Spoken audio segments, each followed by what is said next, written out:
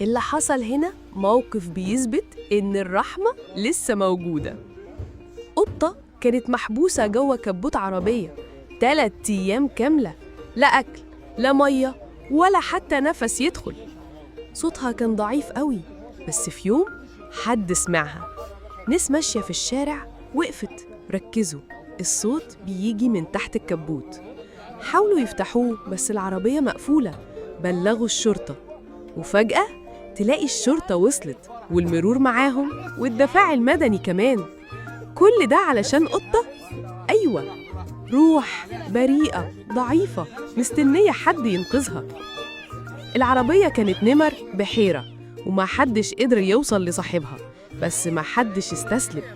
والقطة طلعت بصعوبة، جسمها مرعوب بس عينيها فيها حياة. الناس سقفت، فرحت، اتأثرت. اللي حصل مش بس إنقاذ لقطة، اللي حصل إن الإنسانية لسه جوانا.